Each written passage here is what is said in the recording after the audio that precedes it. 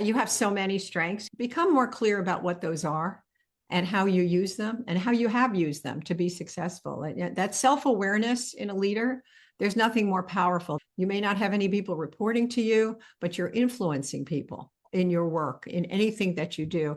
And then for the people that aren't introverted, I'd like you to really just take a moment and learn a little bit more, get educated about introversion and extroversion and how it works for you. And your deep understanding of that is going to make a difference for the people in your life, both in your home, your friends, as well as at work. Hello and welcome to the Art of Value Whispering podcast. I'm your host, Melitta Campbell, value whisperer and business coach and advocate for introverted female entrepreneurs and experts who want to build a business that feels natural, authentic and impactful. Over the summer here on the podcast, I'm hosting the Brilliant Business Book Festival to celebrate the authors and the books that have helped shape my business and my thinking, but also the authors of the books I wish I'd read sooner. And today's guest fits into that latter category. When I read her recently published third edition of The Introverted Leader, I instantly wish I'd read it sooner. Here are just a couple of the concepts that author Jennifer Kahnweiler talks about that had me screaming, yes, it's not about trying to compete with extroverts, but being the best you were meant to be. Yes. It's not the loudest voice in the room that gets results.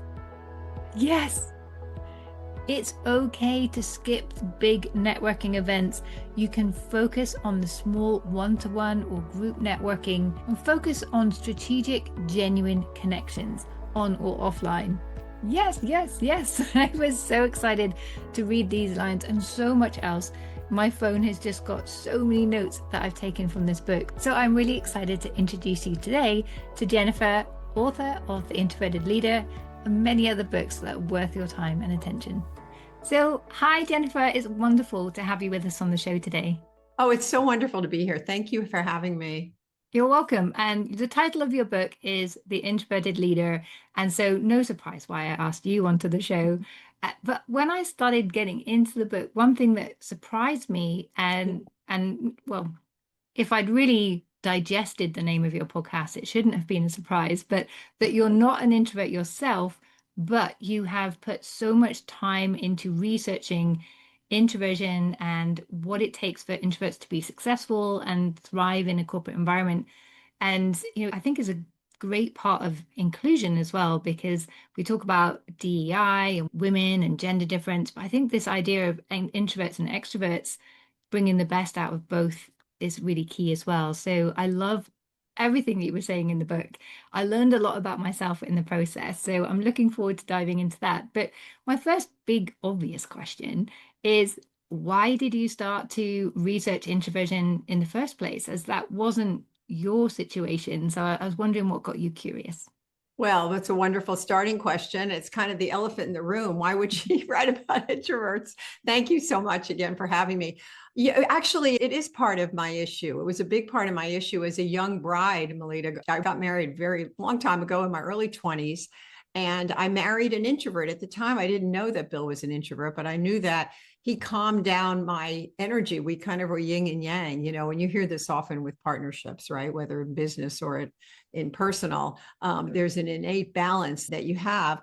And that was fine for a while until the things that kind of attracted me to him, his quiet calmness, started to be perplexing to me when he would shut down, after being with people. I called it shutting down. Sounds like a judgment, but he would go to his end of our little tiny flat or apartment, and I would be in the other. And I'm like, what's wrong, Bill? What's going on? And the more that I would say that to him, the more he would shut down. And I was fortunate in that period of time.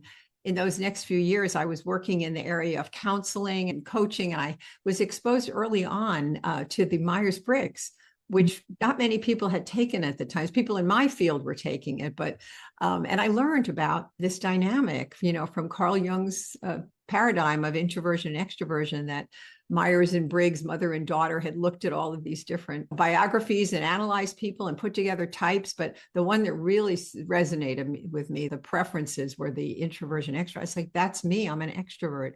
which I probably should have known, but I didn't know. And I came home and I remember telling Bill about it. And back then he was still, listening to me with my thoughts about things. And we used it actually, fast forward, we've been married 52 years in our marriage, but and it helped our relationship. I'm not saying that's the only thing that helped it, but it was a great sort of a tool, a pair of glasses, to look through. But it wasn't just the personal. So that's what got me started in this. And I started to transition working in companies. I moved over to working in corporate and working in government organizations. And I kept being drawn and being a helper, a kind of supportive person, to the quieter people who I noticed were being overlooked, as you talk about so often with your guests, and just ignored and didn't really know how to navigate through that, because it was a whole lifetime that they had felt that they were not part of the party, not included in things in the workplace too, as it started happening. And so I would just offer them support and tools, and really came to the idea that they had so many qualities. Introverts were, I noticed, just like I had with Bill, great listeners, and they prepared really well. And I kept saying, use those skills and strengths to make your claim, to practice, to, get yourself confident so that you can talk to your boss in a way that's assertive. And we would role play these things. I said, this is really resonating with them. When I would kind of stress to them, it was about wiring. Nothing's wrong with you. But, that takes a while, as you can speak to, probably, to unlearn, right, those negative messages. Yeah. Would you agree with that? Yeah, totally. And, I wrote my book, A Shy Girl's Guide to Networking, a few years ago now, but the original title was going to be Introverts Can, because I'd been told so often throughout my whole life, and I'd seen other quieter personalities as well told the same. Oh, you're an introvert, you can't do this. Oh, you can't do that. Don't even try and go into leadership or sales or marketing or speak on stage. And which just made me all the more determined. Well, I am going to do these things, and I am going to show that it is possible.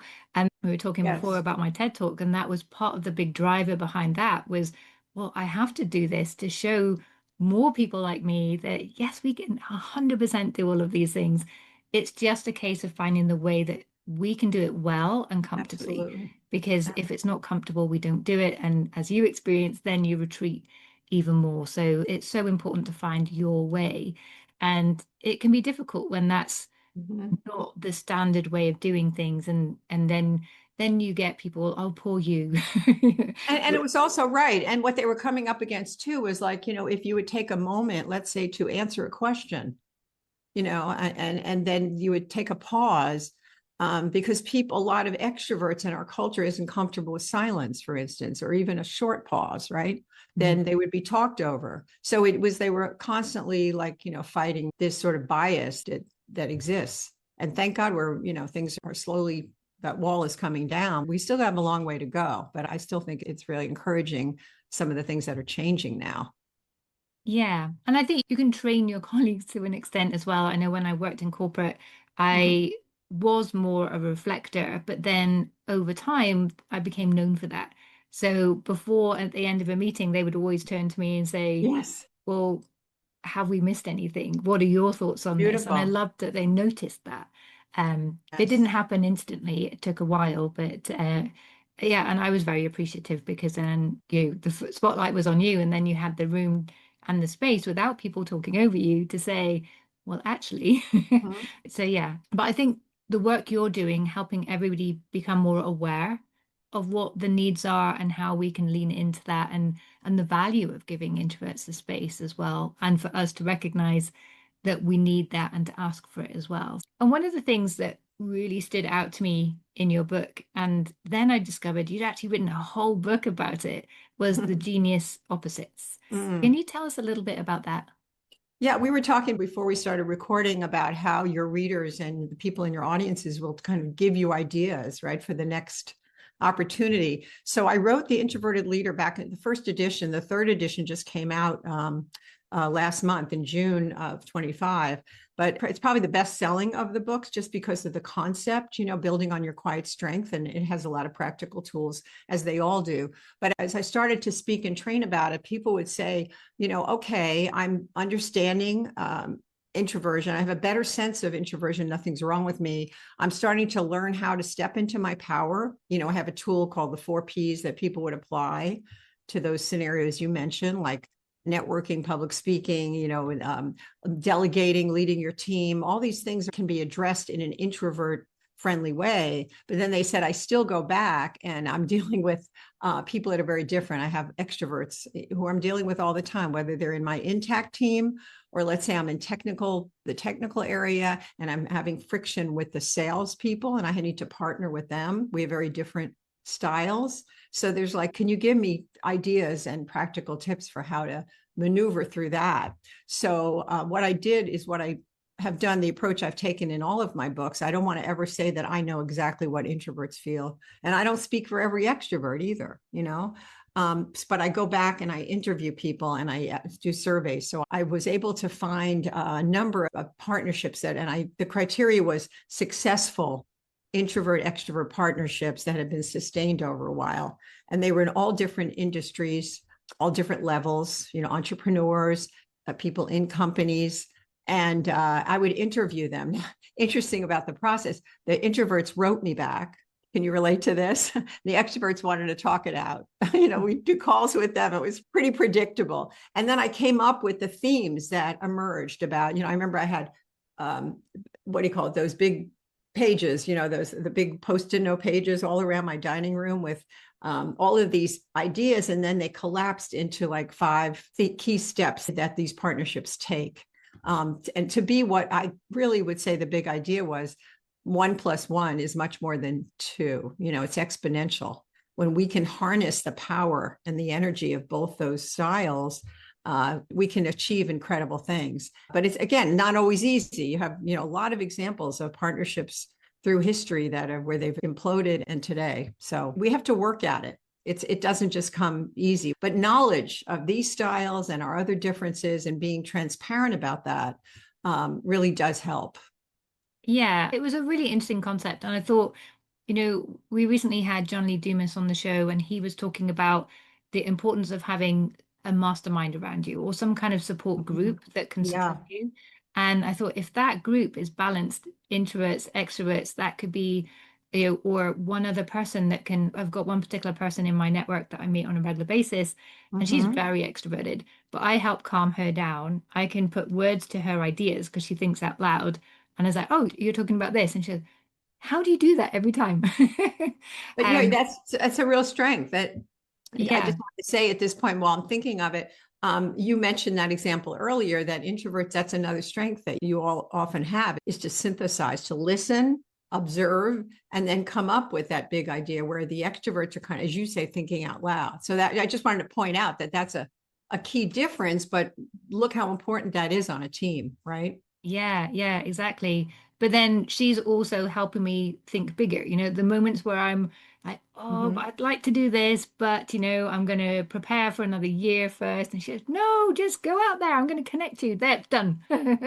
So it works brilliantly. Yeah. Yes, it works brilliantly. And it was so gratifying to hear some of these stories from these partnerships. And one of the themes, I had the ABCDE model. It's in the book. All my books are very practical with tools, and one of the first one, A, is accept the alien. So no, you're not going to change your partner. I can, if you'll indulge me, I'll just take a minute to say what the rest of them are, because while I have them top of mind, the second thing they did was bring on the battles. So don't avoid conflict, but talk about it. I mean, think about that with any marriage too. You bury it too long, you're going to explode, it's going to implode in some non-good way, non-beneficial way. So you want to talk about differences when they come up, and they will come up, especially with your different personality types. The C is cast the character. So putting the right person in the right role to handle things. So, I had the example of one team that had a trade show, and they realized who they needed to put in front, to wave down the people, and then they would bring their catches back to the booth, and that person the introvert would go more in depth, with that. So then there was the destroy the dislike was D, which was a kind of tongue-in-cheek way of just saying, you don't have to be best friends, but you do need to kind of have fun together, have a little bit of likability there, because nothing's, too serious with work that should end the friendship.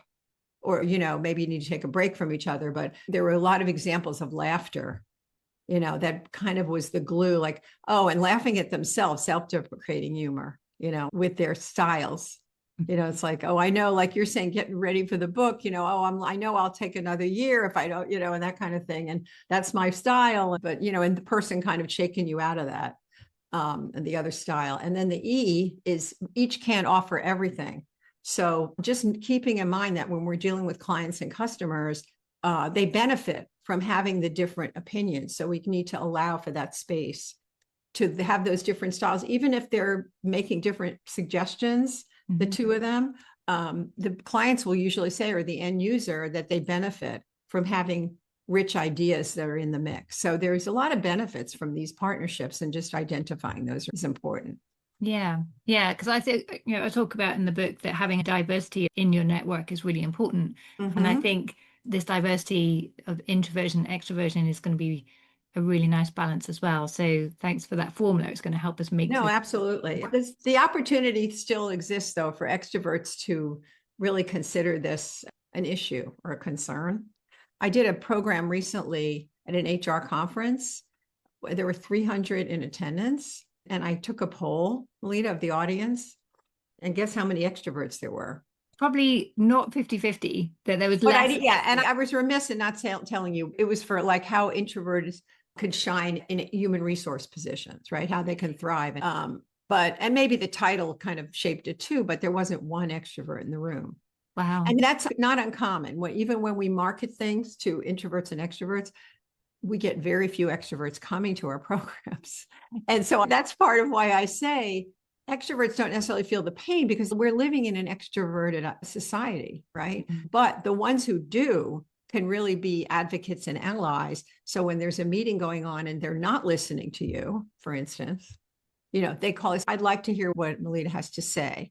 Or when they're hiring someone and the interview is going at a slower pace, there's pauses, in the actual space between the question and the answer. And somebody might be written off, like, oh, they don't have much personality. The introvert ally or advocate will call that out and say, well, what does that have to do with their ability to do the job? To you, the fact that you might want to go to the pub with them or not, Yeah. It has nothing to do with it. But without people saying that, who are, as supporters or not maybe introverts themselves, it has a lot of times it has more weight if you have people outside that personality type really speaking up. It just like for women, when we have men who speak up for us, it means a lot to us, doesn't it? Yeah, it does. I've had so many incredible male mentors throughout my career, and they've helped me so much. But yeah, we need those allies and that support, and I've supported them in return as well. It's two-way. That's right. It's not one way. That's right. That's right. I had one of my mentors. I just had thought of this the other day. It was kind of funny. One of my male mentors, he was actually in my mastermind group, and I had a lot of respect for him. But one time he gave me some tough feedback on a speech I had given, and I appreciated it. It was really helpful, even though it was hard to hear. And then the next day he called me to see if I was okay. He said, Jennifer, are you okay? Are you upset? I'm like, why would you think that? Right. So it's funny. We still go through that with people, right, who are different than us, even though they support us. We laugh about it now. It's kind of funny. Yeah. And sometimes I come out right and tell people, like, because what happens, I find, when I'm concentrating, like on this podcast, if anyone's watching the video, you'll see I look really grumpy because if you're saying something really good, I'm concentrating. And so my face has no expression. So I have to explain that, because some people think, oh, have I really annoyed you? Have I said something bad? No, the opposite. You said something really good. I'm thinking, and my face can't kind of perform at the same time. That's a very important point, though, that you're making. That came out as one of our challenges for introverts that they talk about. And it's since the beginning, like I call it a flat affect. And you're basically listening. It's like with Bill, what's wrong? What's wrong? I'm asking him early on. Nothing was wrong. He's in his head thinking, and you're thinking. And I love the fact that you explain that, because there is science that we know now that we didn't really know back a number of years ago about the need for dopamine charges, right? And so extroverts are looking, I'm saying mostly extroverts are like this. they will look for that stimulation from you, that feedback from your face. And if you're not giving it, right, then they're frustrated and they're like, what's going on? And then all kinds, if you ask people, I've asked women particularly have had this experience, so do men as well, but women will say, I've been called arrogant, a snob, standoffish. You may have gotten that just because there's a lot of expectation that we show, that we smile, and that we look really friendly and all that. But the introverted woman, and particularly in male dominated organizations that she works in, can get a lot of judgment. So I think the fact that you explained, I'm thinking, that's sometimes all it takes. When you see me with a just not expression, it doesn't mean I'm angry. And but you do have to, people are not mind readers. And so we need to remember that, we need to explain to them what's going on with us. It makes a big difference. Yeah, because in the past, some people got really quite upset about the whole thing. They really genuinely thought they'd upset me. It's like, no, you said something just so good. I'm processing. I'll bet those were extroverts, though, I'm for sure. Yeah, for sure. And you touched on this earlier, your 4 Ps, and the first one is preparation. And I think as introverts, we know we do better when we have time to prepare. Yes. But as business owners, or as you said, in a fast-paced environment, sometimes we're expected just to come up with answers, or, can you deliver this tomorrow? And we want to say no. Yep. Do you have any advice, or is there anything you've seen works particularly well for introverts in just asking for that space or creating an environment where we can set ourselves up for success? Yeah. Well, I think there are different permutations of that scenario. So if is there a time that you can negotiate, you should do that, because if you need more time to think, the preparation is extremely important in terms of whatever you can get ahead of time. Like if you can't, that's one thing, things are thrown at you, but you do have the right to really give yourself the grace to be able to think about things and the time to respond. But you're right, it is a fast-paced time. And so we also have to, all of us, let go of that perfectionist tendency that many of us have. I'll speak for myself as well, that it may not be, what is the expression, done is better than perfect. So sometimes we have to put that into play. But there is, people forget that things can be negotiated. Oftentimes we just assume that it can't be. So we need to have a conversation. And sometimes I find if we just are doing this through email or text, and, it's not very effective. So understanding why the urgency is important, just asking some questions around that instead of saying, okay, and just reacting because you're not really sure what else to do. So I think having a conversation sometimes with people, they realize, oh no, I guess I can move that down a little bit in terms of priority. So there's a lot of ways that can play out, but to ask questions and to know what you're capable of too, and not take everything on. There's a lot of coaching can be around that. Yeah. Actually, you saying that reminds me that when I was doing consulting, I had some big clients would say, oh, we need this by tomorrow. It's like, great, well, I can do it by tomorrow, but to do my best work, I would really feel more comfortable delivering it on Wednesday. Is that okay for you? And they're like, yeah, that works. But they said that every single time. So everything is always urgent until you question that. Good you ask. Then, yeah. Absolutely. Speaking up is important. One thing that really, people say, what are you learning from the podcast too? I'll just throw this in.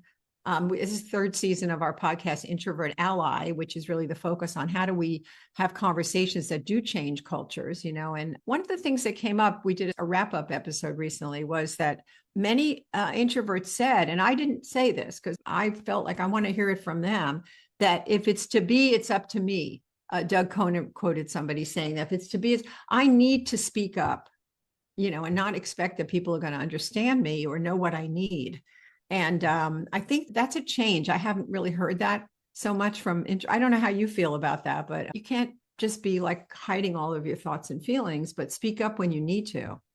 Yeah. And this was part of what I discovered with, what then became value whispering, was when I was in corporate and I discovered from that nightmare interview that I just wasn't sharing my value, and therefore, people weren't seeing it. They just assumed that I had no value worth sharing at all. And I was like, oh my gosh. So I knew I had to do something once I'd kind of got over my kind of strop.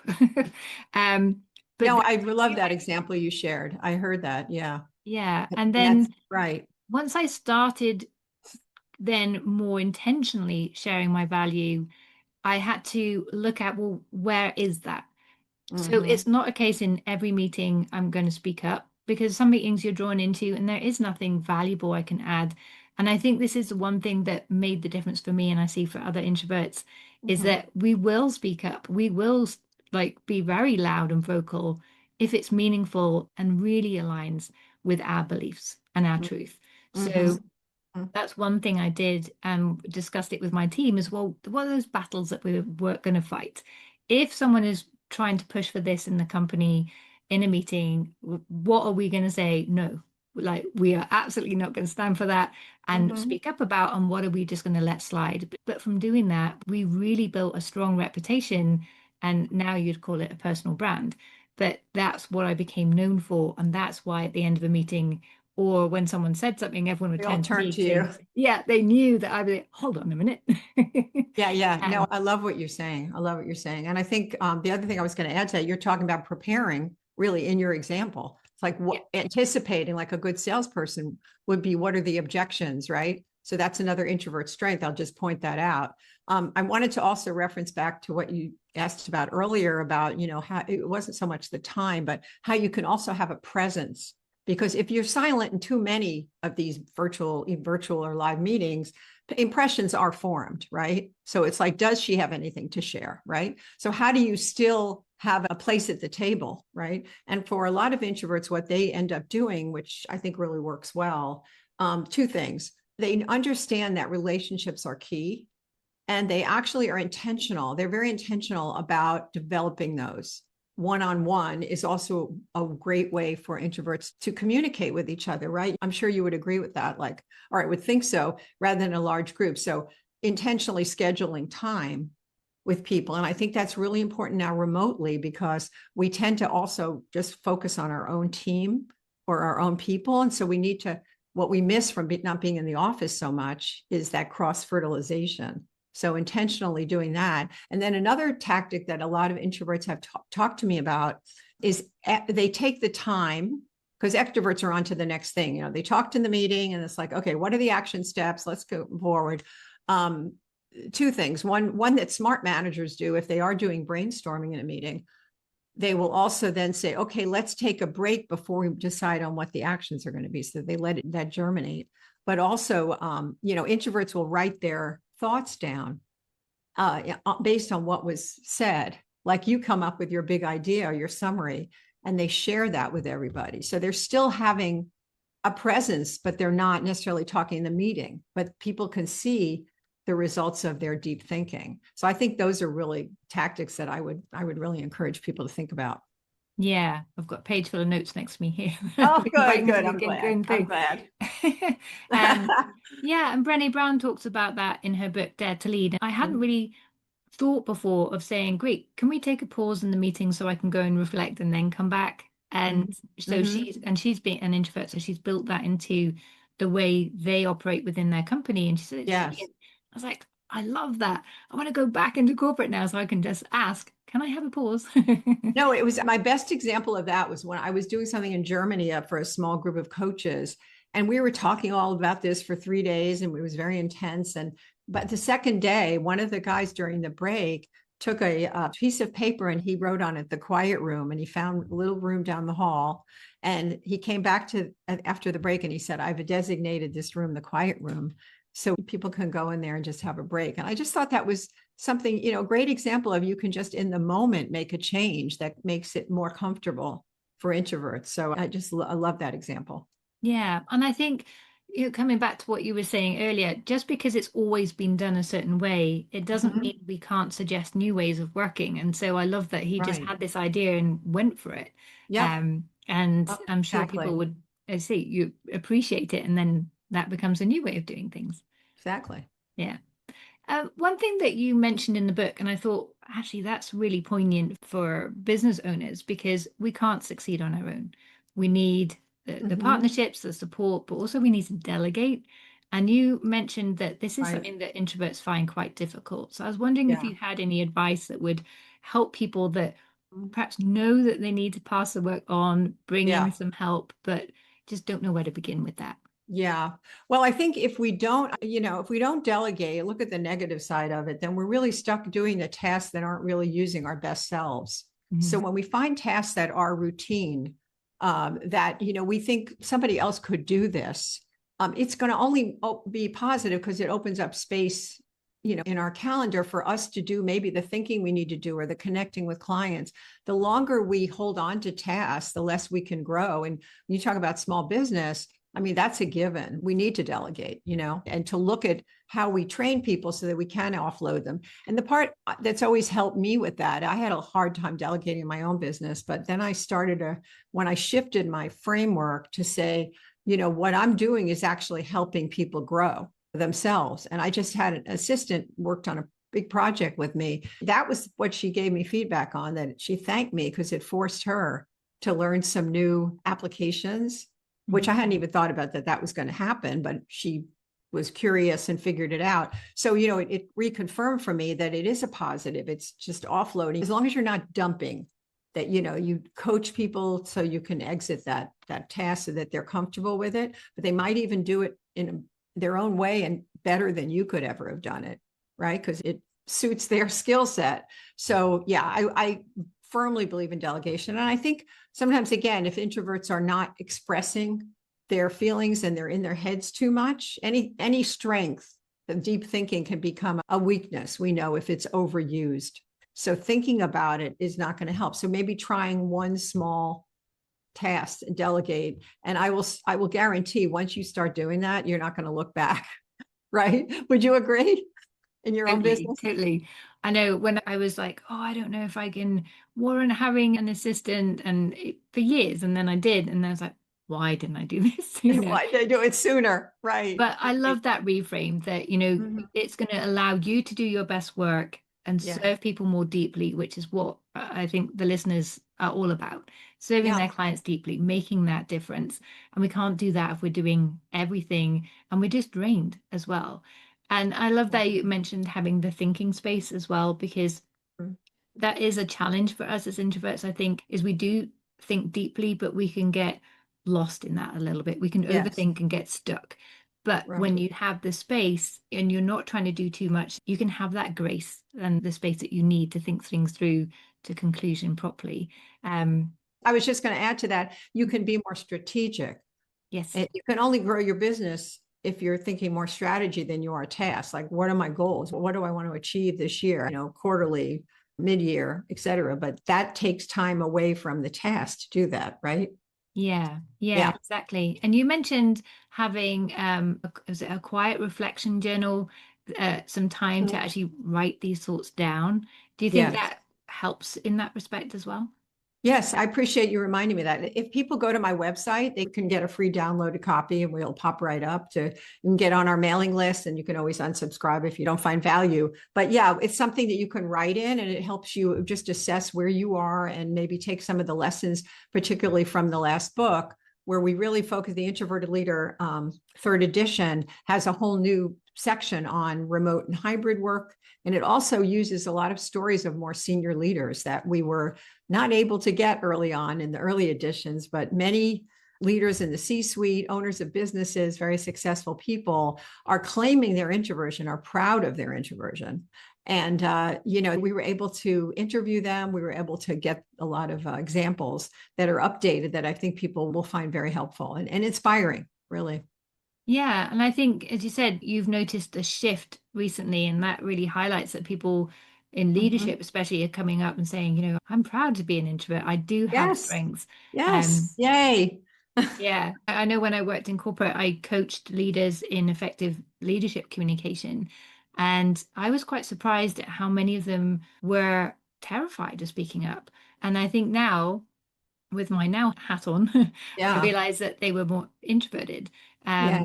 But they didn't feel comfortable owning that at that time. So I think it's a positive shift. So that's It's a wonderful. positive shift also, really, because if they share that and they're vulnerable and they, talk about their struggles and how they overcame them, I find that people in organizations or outside are just completely transfixed. And maybe that's a little strong, but they're very inspired. They feel like, oh my gosh, I can do that. If that person can do it, And even people as celebrities, like we know Oprah talks about her introversion, and you'll hear people just say it in the press, I'm an introvert. And I think there was really shame in the old days about this, and it's changed. And so when you have, if you can see it, they say you can believe it, and so if you hear these kind of stories from successful leaders, we do that. We have fireside chats with us, people from the C-level suite. I'm having one next week. And, I'll be interviewing them and extracting from them some painful stories, but really some triumphs that they've had in terms of not running away from being introverted. Yes, they've had to adapt, but they've also really seen the value in their assets that they bring to the table. Yeah. Back in the day, as I was saying, it was always, oh, you can't do that, you can't do that. And it was seen as a weakness or something you just had to get over. So I really love that people like yourself are coming in, being our allies and starting to shift the way that introversion is viewed, and that it can be extremely powerful strength, particularly when we have the space to use it for good, in the right way. Thank you. Thank you. So we have covered so much, and the book, everyone go out, buy the book, read it. It's got so much more in it. But Jennifer, to wrap up, is there anything you feel that would be really beneficial for the listeners to understand about their introversion and how that can make them a stronger leader in the future? Yeah, you have so many strengths. Become more clear about what those are and how you use them and how you have used them to be successful. And that self-awareness in a leader, there's nothing more powerful than you can be a leader. When I say leader, I'm saying it broadly. You may not have any people reporting to you, but you're influencing people in your work, in anything that you do. And then for the people that aren't introverted, I'd like you to really just take a moment and learn a little bit more, get educated about introversion and extroversion and how it works for you. And your deep understanding of that, or deeper, is going to make a difference for the people in your life, both in your home, your friends, as well as at work. Yeah. And Mike Michalowicz came on the podcast and he gave some advice for if you're unsure about your customers, and I think it works brilliantly in this setting as well, it's just ask. And I think we forget, we have these team members around us, or we have a friend who's more introverted. Yeah. We can just ask. Yes. Have the Simple conversation. but powerful advice. Yeah, absolutely. Yeah. Jennifer, thank you so much. If people want to know more about your work, about your podcast, The Introvert Ally, and your books, where's the best place for them to go? Best place would be my website and also LinkedIn. So jenniferkahnweiler.com. As I said, they can download samples, actually, not only to the Quiet Journal, you'll get that, but you can also go to the books tab and you can get samples of all of the books, both in audio and also PDFs, to decide if you'd like to buy it, which of course we'd love you to buy it. I'm very excited about the latest edition. And the edition before that we really didn't mention, there were two others, Quiet Influence, which is influencing across when you don't necessarily have authority as an introvert. And then the other book you might want to take a look at came out a couple of years ago, and that's Creating Introvert-Friendly Workplaces. So practices you can put in place to make it very comfortable and inclusive for introverts. So there's a lot of resources there, tons of articles, podcasts, but probably more than you want to see. But it's been a real pleasure. I so appreciate the chance to have a really great conversation with you. Thank you. I really enjoyed it. And all of the books, well, certainly the books I've read are so well written, really easy to read, easy, like they're broken down nicely. So, you don't have to sit down in a few hours chunks. You can already dip in and take some practical advice away. So, so thank you again for those. You're so welcome. Thank you for doing what you're doing, Melitta. It means a lot. You're impacting a lot of people. Thank you. There we have it. Some powerful reminders that your introverted qualities aren't just enough. They're actually a unique advantage in your business and life. Remember, you don't have to force yourself to be loud or outgoing to succeed when you can lean into your natural strengths like deep thinking, thoughtful preparation, and authentic connection. Marketing, leadership, and visibility all start to feel so much more natural and impactful because we start to attract those right people and opportunities to us. If you have enjoyed this conversation with Jennifer, I'd love to hear which insight or story most resonated with you. Send me a message on LinkedIn. You'll find me there at Melitta with 2 T's, or share this episode with another introverted business owner who's ready to thrive on their own terms. And don't forget, if you want to turn these ideas into practical steps for your business, visit the show notes at melitta@campbell.com, where my AI twin, Valora, is ready to help you find the most relevant insights for your biggest challenge. I'm Melitta Campbell, your business coach and value whisperer, and I look forward to seeing you again next week.